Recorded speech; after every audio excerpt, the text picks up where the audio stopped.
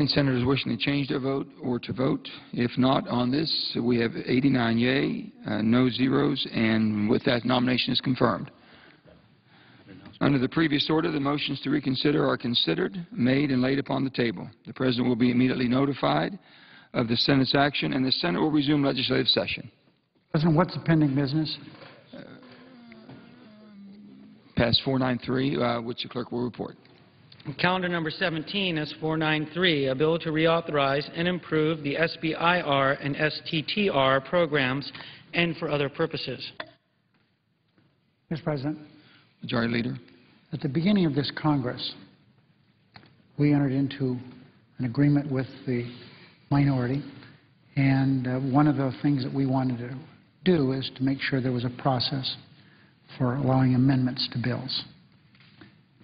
We've had this small business jobs bill on the calendar for weeks. I believe this is the 5th week this bill has been around. We've had votes on a lot of amendments, but each time we think we can see the way to close this, my friends on the other side of the aisle come forward with other amendments, making it impossible for us to move forward on this bill that creates jobs. It's a jobs bill. And I don't know how much more good faith we could show than what we've shown. Before the recess, we had, I think, 9 amendments. We said, okay, let's vote on these. Senator Snowe from Maine objected because she wanted to have a vote on a bill that the chairman of the Small Business Committee said there's not even been a hearing on the bill. So we spent days working on an agreement to have votes on amendments to the small business bill that would get us closer to passing the bill. Included in this agreement were the Cornyn Amendment having absolutely nothing, no relevance or nothing being germane to this bill. We had one from Senator Hutchison, same thing, dealing with health care, has nothing to do with this legislation before the Senate. So we had all kinds of amendments. Very, very few had anything to do with the subject matter of the legislation. During the course of many weeks debating the bill, we've made efforts to accommodate Senator Snowe and the rest of the Republicans on amendments. But there's been no way of ending this. So we're going to file cloture tonight. We had a vote on another amendment offered by Snowe. She's already had one vote on this, as well as multiple other Republican amendments, nearly all of which, I repeat, had nothing to do with this underlying bill. In light of our accommodation of extraneous amendments, it's difficult for me to understand why we can't finish debate on this bill. But obviously, the Republicans feel differently. We've been more than fair. We should be able to reach agreement on considering the remaining amendments and voting on final passage, but that's not what the Republican leader said is going to happen. I'm sure he will tell his senators we need more amendments, and they will vote to not allow cloture to take place. But there's only a limited amount of time we can spend on this. We believe that jobs is the key to what we do here in the Senate. That's why I work so hard to get the FAA bill done, the job dealing with patents, to get that done, because they create about 750,000, 800,000 jobs. This bill would create thousands of jobs. But I guess my friends on the other side of the aisle are more interested in messages than they are trying to get something done that would be good for the American people. So I have to file cloture on this bill, and I sent a cloture motion to the desk. Clerk will report the motion. Cloture motion. We, the undersigned senators, in accordance with the provisions of Rule 22 of the Standing Rules of the Senate, hereby move to bring to a close the debate on calendar number 17, S493, the SBBIR and STTR Reauthorization Act of 2011, signed by 18 senators as follows. Mr. President, I would ask consent the names of the senators be waived. Without objection. I now ask, Mr. President, unanimous consent to proceed to executive session and consider the nomination of John J. McConnell, Jr. of Rhode Island to be United States District Judge for the District of Columbia. Without objection. Clerk will report.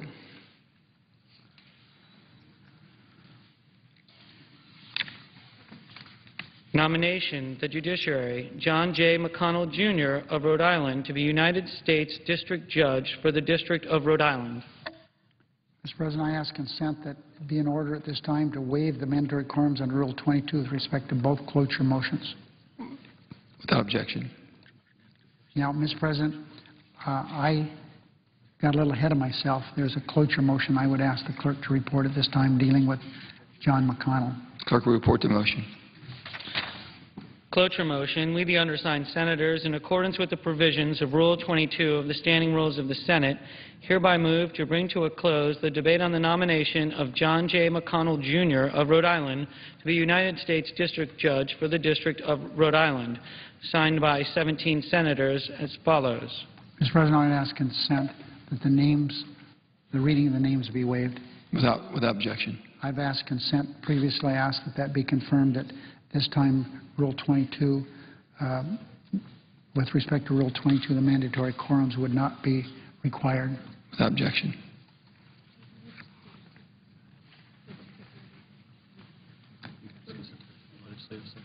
I ask consent the Senate now resume legislative session, Mr. President.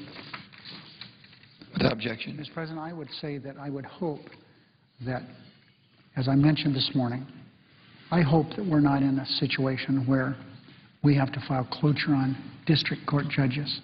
That really is a little much. I would hope that, I filed cloture on this because I couldn't get an agreement not to do it, but I hope that we don't have to have cloture on all the district court judges that somebody has some concern about. This is a very good man. Morally, his record is impeccable. As a lawyer, he is certainly one of the 2 or 3 best lawyers in this state of Rhode Island. And I would hope that we could get this done on Wednesday when this cloture motion ripens.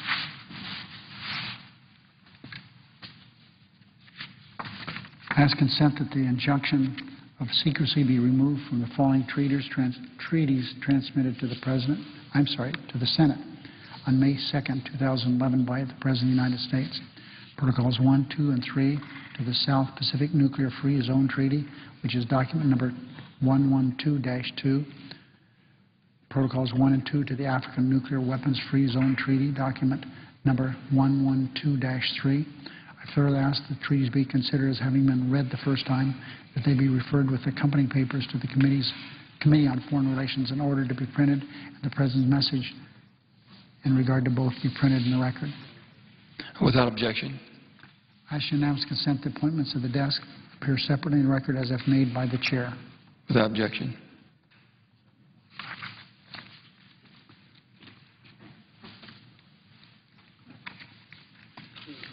I understand, Mr. President, that you're going to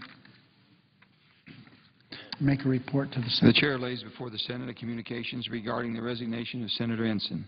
Without objection, the letter will be printed in the record and spread upon the journal.